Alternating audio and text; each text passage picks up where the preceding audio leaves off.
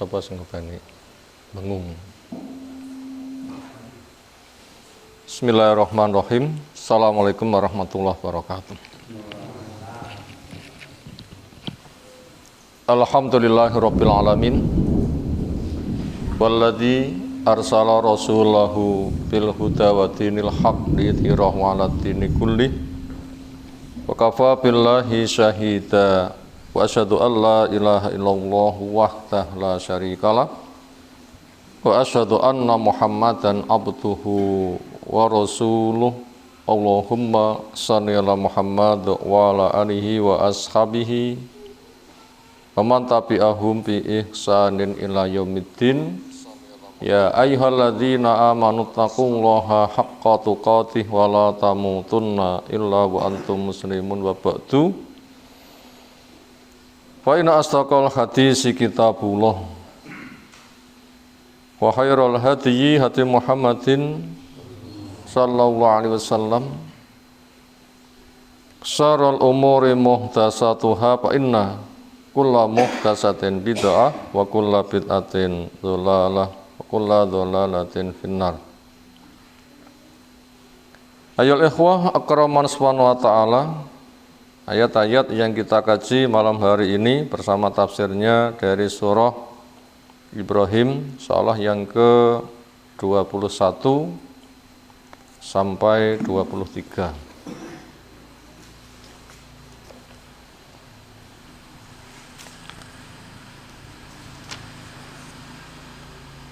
A'udzu billahi minasy syaithanir rajim.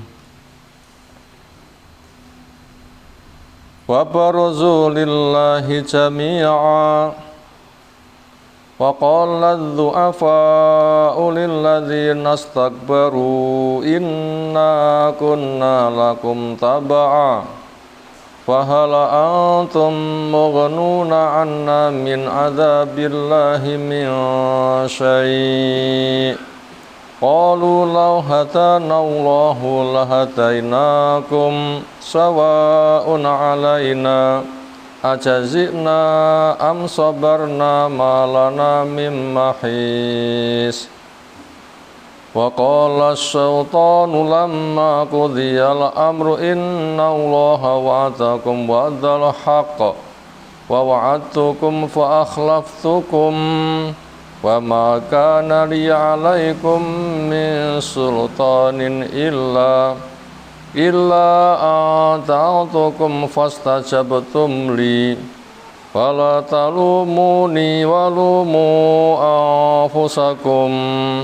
ma ana bimusrihikum wa ma antum bimusrihi inni kafartu bima asraktumuni min qabl innadz zalimina lahum adzabun alim. Wa udkhilal ladzina amanu wa amilus solihati jannatin tajri min tahtihal anharu khalidina fiha bi'idzni rabbihim tahiyyatuhum fiha salam.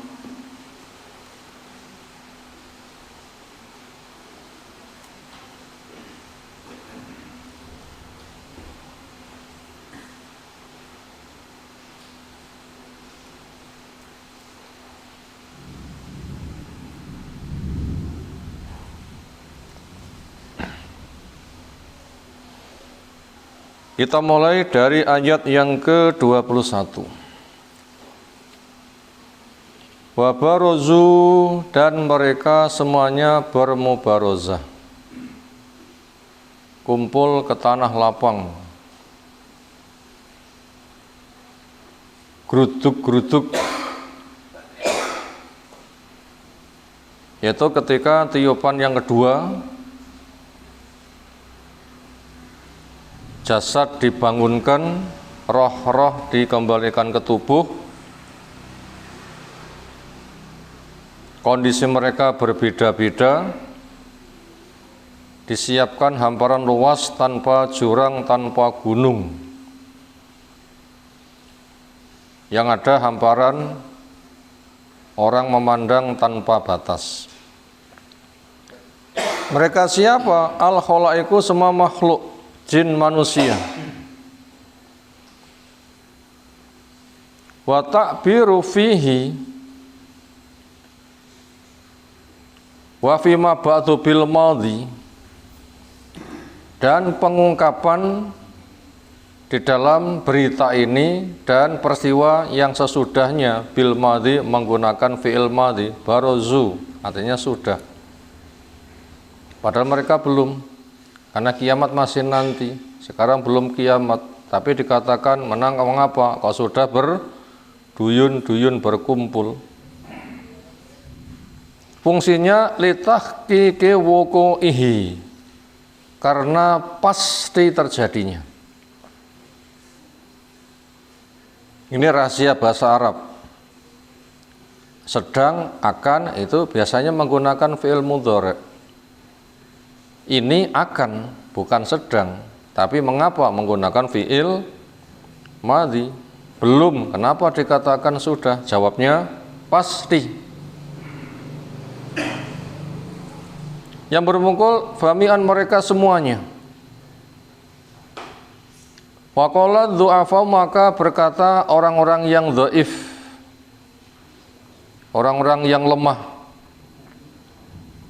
masyarakat yang dapat promosi, ikutlah kami, ikutlah kami, ikutlah kami,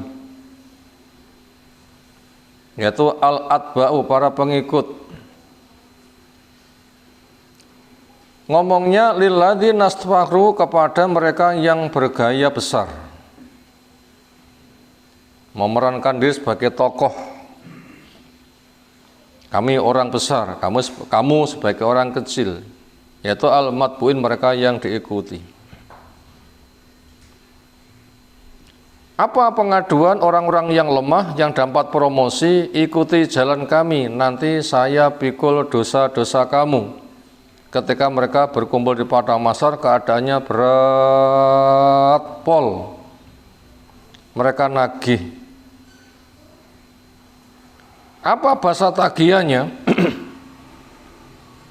Inna, sesungguhnya kami, kunna, ada kami, lakum, buat kalian, tabaan, sebagai pengikut. Lafat tabi, jam'u tabi, mufradnya berbunyi tabiun, jamaknya tabi. Kami adalah para pengikut kamu, yang dulu kami kepencut karena kamu promoseni. Ikuti kami, nanti saya tanggung, saya pikul dosa-dosamu. Nah, sekarang banyak orang seperti itu. Yang sering kita katakan apa? Kok tak teleponi Allah. Aku iki bolone malaikat mungkar nangkir. Rasa khawatir boloku iki. Wis ta melu aku. Itu dari masa ke masa bahasa kayak begitu selalu ada. Yang sebelumnya pernah kita angkat adalah mari kita kumpul hari Jumat. Daripada kamu kirim leluhur wong sitok entak ratusan ribu, ra usah. Wong sitok daftarnya cukup 50.000. Engko wong 10 cukup 500.000. Lah awakmu nyelameti wong 10 entek piro? Terus engko ngelompok-ngelompok kita baca-bacakan, sok tak tunggu nek lawang neraka. Lek nganti nek malaikat berani-beraninya menjamah kamu, saya hardik. Tahun berapa saya sampaikan berita itu? Sawi. Bahasa sekarang, kok tak teleponi Allah. Bahasa lagi, aku ki bolone malaikat mungkar nangkir. Nanti apa neh omongane, itu bahasanya beda tapi maknanya sama, ujung-ujungnya promosi. Meluwa aku, tak jamin nasibmu. Ayat ini menjelaskan mereka nagih. Fahal antum, apakah kalian mughnuna, memang bisa mencukupi kepada kami dari bahaya yang besar seperti ini? Mampukah kamu menyelamatkan kami? Punya mana dafi'una, bisa menolak anna dari kami, min adzabillah dari siksa Allah min syai' walaupun sedikit.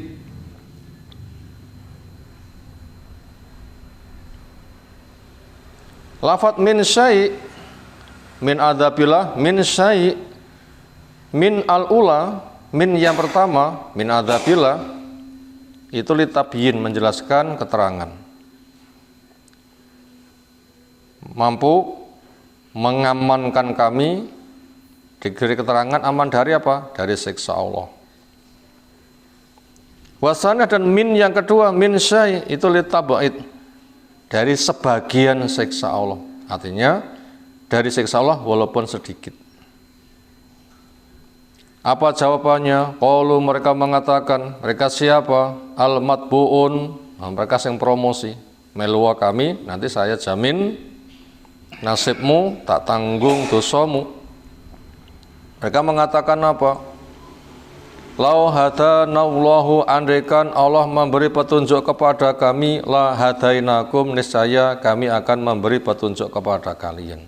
Jawabnya, aku raiso. Dan dhisik muni ngono kae, aku ki mek mlekoto awakmu. Napa mlekoto niku? Aku mek ngedobos salahmu dhewe, kok percaya menyang wong sing seneng ngedobos. Napa ngedobos niku? Ombluk. Salahmu dhewe, ngerti aku tukang ngapusi, malah tak tut nih. Andaikan dulu saya mau diberi petunjuk, kamu juga saya bimbing. Saya itu sesat. Nyapa tok tot nih? Ya aku ya ora iso. Aku mono kuwi pancen ngapusi. Itu yang mengatakan, lau andai hadanallah, Allah memberi hidayah kepada kami, la hadainakum, niscaya kami akan bimbing kamu. La ta'onakum, niscaya saya akan ajak kamu ilal huda, kepada petunjuk. Tapi waktu itu saya sesat, dan itu hanya penipuan, ya gak iso. Sekarang sawaun alaina, sama saja buat kita. Ajazina, apakah kita berkeluh kesah, am sobarna, atau kita sabar. Malana, nggak ada buat kita mimmahis. Minnya min zaidah tambahan, maki punya mana malajak, tempat untuk menyelamatkan diri. Sebabnya aku ngapusi, aku nggak selamat, ya nasibku harus nasibmu podo wae. Bila kita baca di tafsir Ibnu Katsir, orang yang telongso ini ngelihat orang yang beriman minta pada dengan nangis, akhirnya Allah selamatkan mereka. Akhirnya mereka melu-melu, mari kita minta dengan nangis. Tapi kenyataannya enggak digape. Enggak perlu wis kono entek-entekno lekmu nangis ra bakal dirungokne. Ya wis lek ngono, awake dhewe nyabar-nyabar nih. Mereka berusaha untuk sabar. Ternyata juga nggak ada keselamatan. Itu versi Ibnu Katsir ada bahasa seperti itu. Kesimpulannya adalah nasib yang diikuti promosi tukang ngapusi dengan masyarakat nasibnya sama, yaitu sama-sama di neraka. Berikutnya ayat 22. Wa qala syaitanu, dan berkata setan, pihak yang jauh dari kebenaran, makhluk jin yang menjadi pelopor kemaksiatan pertama kali itulah moyang jin. Sinten namine? Iblis. Iblis ngomong, ini bosnya jin kafir. Lamma qudiyal amru, ketika perkara diputuskan. Keputusannya apa? Wa udkhila, dan dimasukkan ahlul jannati, penduduk surga, al jannata, ke surga. Wa ahlun nari, dan diputuskan penduduk neraka, an-nara, ke neraka. Wa jtamau alaihi, dan iblis bersama para penyembahnya sama-sama berkumpul di neraka tentunya. Disebutkan riwayat iblis khutbah di mimbar dari api. Piye rasane duka? Apa kata iblis? Innallaha sesungguhnya Allah wa'adakum berjanji kepada kamu wa'dal haqi dengan janji yang benar. Bil ba'si, janji itu bentuknya akan adanya hari kebangkitan. Manusia di dunia mati nanti dibangkitkan. Makanya mumpung masih hidup di dunia ngamalo. Karena hidup tidak di dunia berburu wis gak enak terus sih, ndak, tapi ada kelanjutannya. Dunia tempat beramal, akhirat tempat balasan. Mati itu hanya transit. Napa transit nih? Mampir singgah sementara. Di mana? Di alam kubur. Berapa lama? Tuh. Maka di situ sudah ada nikmat kubur, ada siksa kubur, dan nanti akan dibangkitkan bareng-bareng ngumpul di padang mahsyar. Allah memberitahu nanti akan ada hari kebangkitan wal jaza, nanti akan ada hari pembalasan. Fasadaqakum, Allah ketika janji begitu memang jujur kepada kamu. Kudune kuwi yang kamu ikuti. Karena di situ dibacakan wahyu Allah oleh Rasulnya, para dai, orang kepercayaan, menyampaikan seperti itu. Ayo kita di dunia golek sangu, Pak, nanti akan dibangkitkan di sana, dan itu benar. Kudune itu yang kamu benarkan. Wa wa'atukum, sementara saya janjikan kepada kamu annahu ghairu kainin, bahasanya itu tidak terjadi. Ini pengakuan dari iblis. Hidup itu hanya sekali, di dunia saja. Berburu ya wis gak enak terusi. Jadi kelompok Dahriyah itu adalah produk dari iblis. Napa kelompok Dahriyah? Pemahaman Dahriyah, penyembah masal. Itu produk dari siapa? Iblis. Napa? Bentuk kelompok Dahriyah. Allah mengabadikan profil mereka. Wa mal hayatu illa hayatuna dunya. Enggak ada kehidupan kecuali kehidupan dunia saja. Namutu wa nahya, di situ kita hidup, di situ kita mati. Wa ma yuhlikuna illa ad-dahru. Enggak ada menyebabkan kita hancur kecuali masa. Mati berbur. Nah, itu namanya kelompok Dahriyah. Ini produk iblis itu. Enggak ada hari kebangkitan. Bentuk lain adalah para filosofis. Napa filosofis? Orang berbuat berdasarkan dugaan. Apa alat pengeceknya? Akal. Dicek dengan akal terbukti, dipercaya. Dicek dengan akal enggak terbukti, dianggap tidak ada. Bisakah akal ngecek alam kubur? Makanya kata ahli filosofis, ahli kubur itu tidak ada. Kenapa? Dicek dengan akal tidak terbukti. Kenapa? Karena gimana dia ngecek alam kubur? Dia masih belum ada di alam kubur. Lek pengen ngecek alam kubur, ya mlebu alam kubur. Budal mati rasa mulih. Maukah mereka ngecek? Ya ora gelem. Akhirnya mereka pulang mengatakan nggak ada.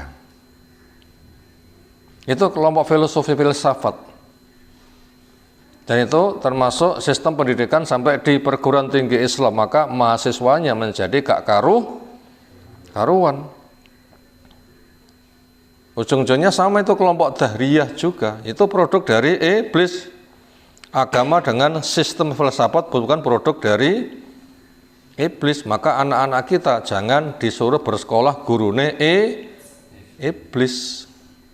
Di mana itu iblis? Ya, di perguruan tinggi mengatasnamakan Islam tetapi sistemnya menggunakan sistem filsafat. Itu iblis, itu guru-guru nih. Kerso dadi murid iblis. Plekoto pasti disesat, fasadkan. Fa akhlaftukum, maka itu saya selisih. Nah, itu pengakuan iblis. Aku kemek ngedobos. Wa maka nali, tidak ada buat saya alaikum kuasa untuk menguasai kamu min sultan, dari kekuatan. Minnya min tambahan. Punya mana kuatin. Wa kudratin, dan kemampuan. Akharukum, yang saya paksa kamu. Ala mutabi'iyya, untuk mengikuti saya. Aku ke mek koyah wae, renek fungsi nih. Saya nggak punya kuasa apa-apa. Andaikan kamu gah, aku ya ra iso. Ini kira-kira tiyang sing mengingkari keyakinan Nyi Roro Kidul dikatakan bohong, itu sesat. Ini kira-kira Nyi Roro Kidul wani napui mboten? Ora wani. Bukti ini kita ngomong selama ini juga Nyi Roro Kidul juga nggak datang ke sini. Kira-kira Tuhan pengen krungu to nggih? Nek kono ana wong sing nyritane awakmu rono, tapu ono, ora ngoten nggih. Itu bukti nggak ada kekuatan, nggak ada kekuasaan. Itu hanya ocehan saja, itu diakui. Aku kemek promosi, mek ngedobos tok. Bila kamu nggak mau, saya juga nggak mampu memasak kamu. Ila kecuali yang kuajakkan punya mana lagi antautukum untuk saya promosikan kepada kamu. Ternyata fastajab tulumri kamu ngijabi saya. Salahmu dewi ngerti aku ngedobos panggah tok eloi. Ini kira-kira masyarakat luas lek dihapeki gurune ngoten sadar mboten? Sadar mboten? Masyarakat luas niku lho dihapeki gurune ngoten sadar mboten? Masa gak sadar? Masa punya otak gak sadar? Contohnya Musailamah Al-Kadzab sing ngaku dadi nabi terus ngarang ayat menyaingi inna a'toina kal kausar. Napa? Kata-kata yang ia jadikan katanya wahyu produk dia sendiri. Kodok. Tahukah kamu apa itu kodok? Kodok ialah binatang berkaki empat lek mlaku mencolot-mencolot. Alih koncone den apa nih? Saya bersaksi kamu itu ombluk. Ngapa ombluk mau? Ngedobos, bohong, dusta. Ini bolone dhewe sing muni ngoten niku. Ning kenyataane ya panggah melu. Lho, napa masalahnya? Fanatik golongan, asobiyah, gulu. Karena mereka punya kepentingan sama. Apa? Sama-sama cari dunia. Sadar sebenarnya mereka itu. Sadar. Jane ngaji kono ku ya bener, tapi ya ora cocok karo umume. Aku ora kuat dipaidu wong. Jane nggih sadar. Ternyata itu disadari itu adalah pendusta. Makanya orang-orang yang berada pada kru itu ketika mereka membuat penyesatan, ngono ki juga disesat-sesatkan oleh mereka yang semisal. Tapi ya mun yo ngono ki sesat ya panggah dibolo ae terus kurang sungusine nggih apa. Ternyata ketika mereka tahu itu sesat kemudian ditinggalkan dan hijrahnya tidak banyak tunggali. Kesimpulannya adalah ngerti salah tapi panggah dieloni. Ya salahmu dewe, kamu ngerti salah panggah tak eloi. Maka daripada itu kamu bilang menuntut saya ya ora iso. Makanya fala talumuni, kalian jangan cela saya. Walu mu'angfusakum, celalah dirimu sendiri. Ala ijabati, ketika kamu mengijabi saya. Ma ana bimusrikum, saya nggak bisa menyelamatkan kalian. Bimughithikum, memberikan ghais. Ketika kamu beristighosah oleh pertolongan, aku nggak bisa memberi ghais, nggak bisa nulung kamu. Kenapa? Aku dewi sesat, salah. Demikian juga wa mantum, tidak ada kalbi musrihya bisa menyelamatkan saya. Bi fathil ya wa kasriha. Bi musrihiyyi atau bi musrihiyya. Ini sesungguhnya saya kafaratu ingkar bima asraktumuni, dengan kesyirikan yang kamu perserikatkan saya dengan Allah. Saya bikin peraturan itu salah. Mesti ini yang punya hak bikin peraturan itu adalah Allah, berarti saya itu ngerebut hak Allah. Salahmu dewi, nyapa aku salah tok eloi. Itu namanya perbuatan syirik. Kira-kira masyarakat nek lek roh Mbah Yai ini salah, anak buah geruduk ngalih napa panggah nderek mawon. Ini jenenge melakukan kesyirikan. Nyembah Allah dengan produknya Mbah Yai, berarti Mbah Yai dianggap Tuhan yang membuat peraturan. Mbah Yai dianggap Tuhan yang membuat peraturan. Itu Tuhan baru bentuknya Mbah Yai sing ngarang-ngarang hukum. Saya ingkar. Maknanya saya nggak bisa menjamin kamu.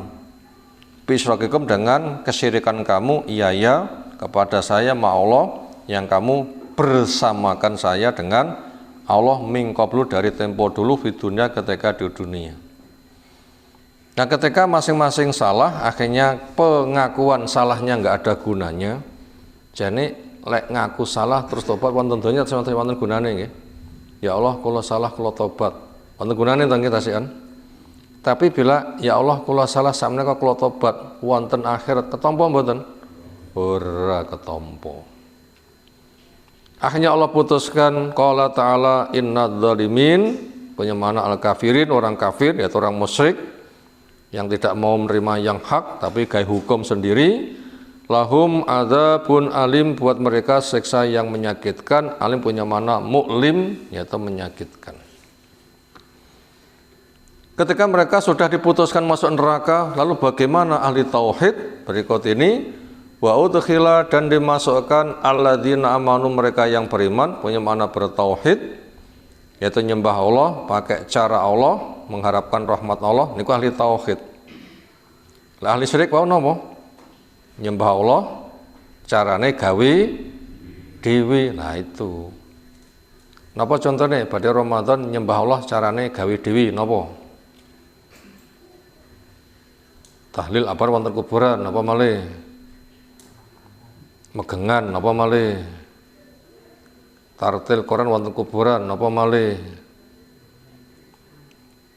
donga Allahumma barik lana fi rajaba wa sa'bana wa balikna ramadhana, itu sebagai amalan rutin, sebagai doa khusus yang dituntutkan sebagai ritual ibadah. Iku jenenge nyembah Allah carane ngarang dewi. Di mana letak kesalahannya? Carane ngarang dewi nggak pakai cara Allah, itu namanya kemusyrikan. Mila kita pun wani ibadah niku ngarang dewi. Mila kita ngaji niki nggih macane ayat maca tafsir kalih ngrangkem ngoten mawon, mboten nambah mboten ngurangi. Mek macane ayat ngaji niku dakwah niku hasilnya mek macane ayat. Ngene lho carane dari Allah, paham tandango. Aja golek liyane. Itu tadi orang beriman, beramal soleh, Allah masukkan jannatin di taman-taman surga, tajri mengalir min tahti, di bawahnya al-anharu, sungai-sungai, khalidina, mereka kekal. Kata khalidun khal, muqaddaratun fi, yang diperkirakan. Bi'idzni rabbihim, dengan izin Allah Rabbnya. Tahiyatuhum, penghormatan untuk mereka via di surga minallah, yang diberikan oleh Allah, wa minal malaikati, dan juga oleh malaikat, wa fima bainahum, dan penghormatan di antara mereka dengan salam. Salamun alaikum, Allah memberikan penghormatan. Salamun alaikum, malaikat memberikan penghormatan. Sesama orang Islam ketemu, salamun alaikum, saling memberi penghormatan. Yang ada adalah keselamatan dan keselamatan. Bentuk sungai itu ada beberapa tafsiran. Pertama, wakaksan tihaqo, gelas yang berjajar-jajar. Mana tihaqo, jernih, bersih, penuh. Jernih, bersih, penuh. Tanpa disoi pun bek malih, mana mengalir. Nah kita sampai ngombe dintekne bek malih mboten, cemplungi laler. Itu entek diselehne pun bek malih. Dari mana alirannya? Gitulah Allah membuat aliran. Itu ada 4 macam. Pertama air jernih, kedua air susu, ketiga air homer yang tidak memabukkan, yang keempat air madu. Nah semoga kita termasuk yang berada di dalamnya. Selesai 3 ayat kita baca. Berikutnya kita masuk kepada rangkumannya. Terjemah global kita sampaikan dulu.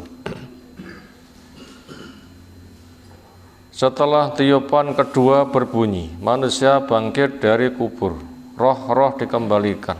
Mereka berduyun-duyun berkumpul di padang mahsyar. Orang-orang yang dipromoseni, ikutilah kami, nanti saya jamin nasibmu, saya pikul dosamu. Dikala itulah ketika kondisi berat mereka nagih, mereka cari siapa bos-bos para pemimpin penyesat. Ketika ketemu, kami dulu sebagai pengikutmu, yang jaminannya bila mengikuti kamu akan kamu tanggung. Sekarang kondisinya berat, mana bentuk jaminan amanmu? Mereka mengatakan, aku sesat ya ora iso, aku ngapusi ya ora iso, pemulis aku benek, awakmu yo tak bimbing meneh. Aku iki sesat, jumlah ngopeni awakmu, ngopeni awak dhewe wae gak iso. Padha nasibe. Kita berkeluh kesah, kita sabar, nggak ada tempat keselamatan. Bosnya, rajanya bos sinten? Iblis. Ketika sudah ada keputusan itu, malah ngejelek nih pisan. Wis susah dijelek nih pisan. Napa dijelek nih? Sudah jatuh masih tertimpa tangga. Wis susah sik ditambahi susah malih. Dulu Allah janji kepada kamu dengan janji yang hak. Nyapa rata eloi. Sementara janjiku batil. Kenapa? Itu yang malah kamu ikuti. Dulu ketika saya ngajak kamu, saya nggak punya kemampuan. Saya itu hanya ngujuk-ngujui saja. Andaikan kamu nggak mau, saya pun juga nggak bisa memaksa. Tapi kenapa? Sudah tahu saya salah, masih kamu ikuti. Ya sudah, kamu nggak usah celah saya, tapi celah dirimu sendiri. Ngerti wong salah, nyapo panggah tok, ikuti. Saya nggak bisa menyelamatkan kamu, demikian juga kamu. Saya ingkar dengan perbuatan penghambaanmu. Nah, saya bukan Tuhan, saya nggak bisa nolong kamu. Allah mengatakan orang zalim dapat siksa yang pedih. Inilah nasib kepada orang musyrik, naudzubillah min dzalik. Gimana nasib ahli tauhid? Mereka yang beriman, beramal soleh, dimasukkan ke surga, mengalir di bawahnya sungai-sungai, kekal di dalamnya dengan izin dari Allah. Mereka mendapatkan penghormatan, keselamatan dari Allah Ta'ala.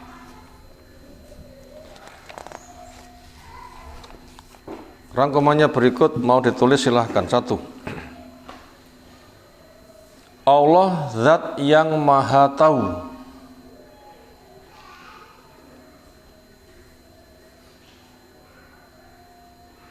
Mengabarkan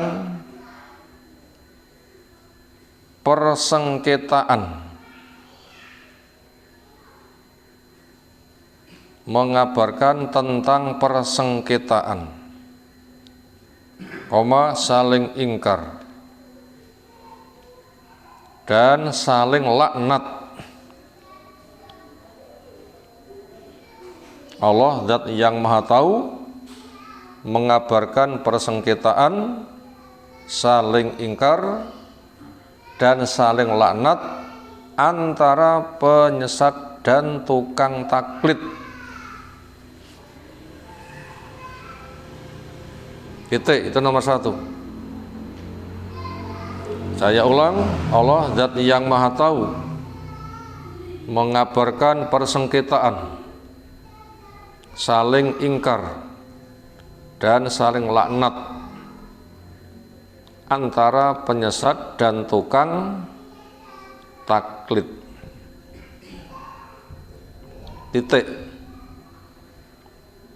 Salah satu nama Allah Al-Alim. Apa maknanya? Zat yang maha tahu. Apa yang Allah ketahui? Yang sudah terjadi, sedang terjadi, maupun akan terjadi, global maupun terperinci, termasuk yang akan terjadi kondisi di padang mahsyar gimana, itu sudah Allah kabarkan.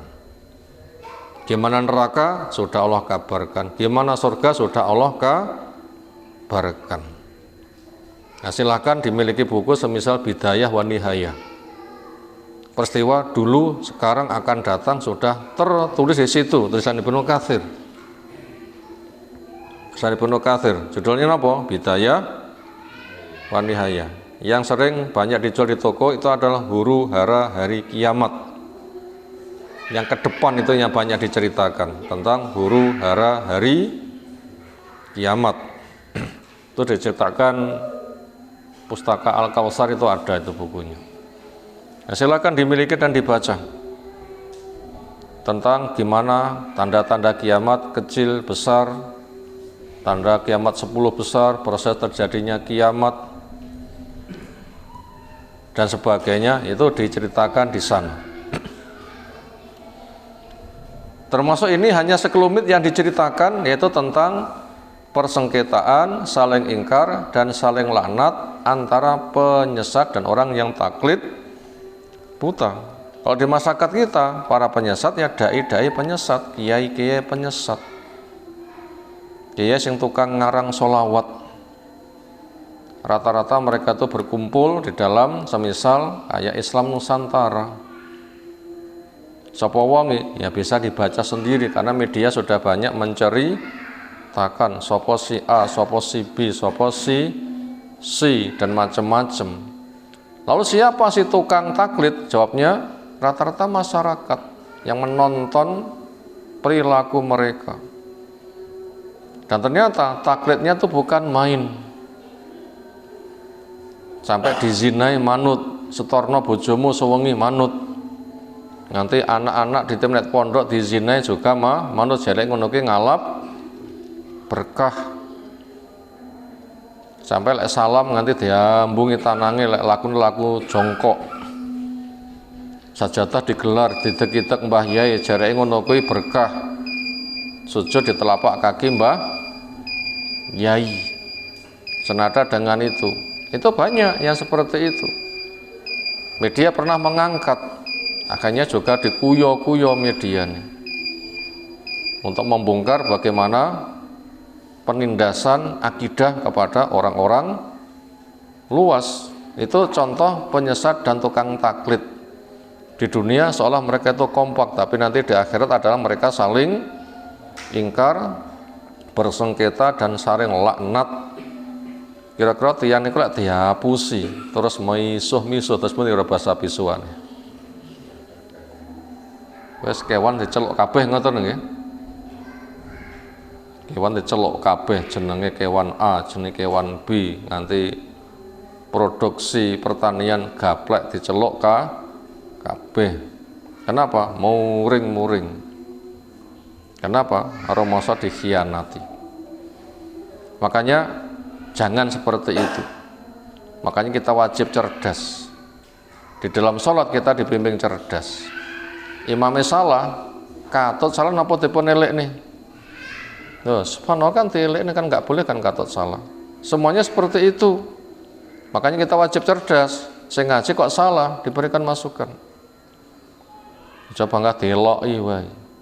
Tapi masyarakat rata-rata ngono ki diloki. Kenapa? Ya promosi ning ngono kuwi melu tak jamin nasibmu dapat promosi, datang para alim ulama ingkang tansah kula taati. Itu mujarab di masyarakat. Itu mujarab seperti itu. Kenyataan itu yang paling banyak. Padahal rata-rata ngaji ini jorok-jorok, nggih mboten? Buat mereka yang mendengarkan. Nomor 2, sebab kehancuran penyesat. Kenapa sebab kehancuran penyesat? Yaitu pakai dalil mansana fil islamis sunatan sayyi'atan fa'alai wizruha wa wizru man amila biha min ghairi ayang qasa min wuzurin bisyai au kama qala Nabi sallallahu. Di dalam Islam yang sudah jelas hukumnya, tapi dia itu menempuh jalan nyimpang, nggak tunduk pada dalil, tapi jalan nyimpang, maka dia dapat dosanya ditambah dosa orang yang mengikuti jejaknya. Contohnya sudah ada sholawat Ibrahimiyah, malah ngarang sholawat Nariyah, Tibul Qulub, Badar dan macem-macem. Itu gawe dhewe niku syirik ngoten niku. Kudune undang-undang dari Allah, musyari' sang pembikin syariat. Kenapa? Dia itu macak jadi Tuhan, membikin syariat sendiri, itu syirik itu. Pun dikira tiyang musyrik itu sebatas menyembah berhala, nyekel gaman, jimat, mboten. Termasuk kelasnya berpenampilan yai, banyak yang melakukan kesyirikan. Kira-kira pinten jumlah anak buah? Wah, karu-karuan.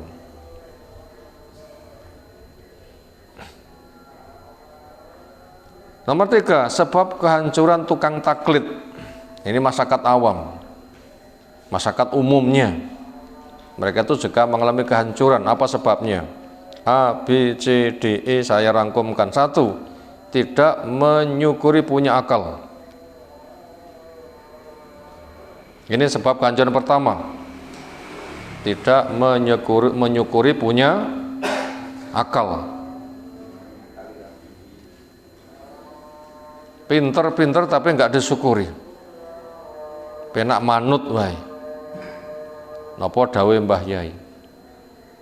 Yang nomor 2, melanggengkan kebodohan. Lek akal ora tinggi berarti kebodohannya bersifat terus. Kapan mereka bisa mentas? Yang nomor 3, fanatik golongan dan hulu pada tokoh.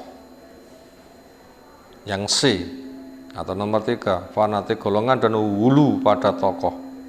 Kenapa hulu nih? Senengnya kebablasan, nganti dikulutuskan, itu sebab yang ketiga. Nyapa salah pangkot bolo ya pancen boloku terus piye nah. Itu namanya asobiyah fanatik golongan. Pernah ana sing promosi surga itu organisasi kita. Era mlebu organisasi berarti nggak masuk surga. Wah, sing ngono ki tambah nemen mungkin. Dan itu berikutnya hulu, cinta kebablasan kepada pemimpinnya. A, B, C. Yang D, menyetujui kesesatan. Ini sebab kesesatan tukang taklid. Yang D adalah menyetujui kesesatan. Jadi bosnya gitu membuat penyesatan, didukung. Yang E, lomba mencari dunia dengan menjual agama. Lomba mencari dunia dengan menjual agama. Itu setidaknya sebab kesesatan tukang taklid. Itu jelas bahaya, dan itu semua itu ada di masyarakat. Makanya jauhi semuanya. Berikutnya masuk nomor 4, hakikat kekuatan iblis, yaitu hanya promosi dan hiasan indah.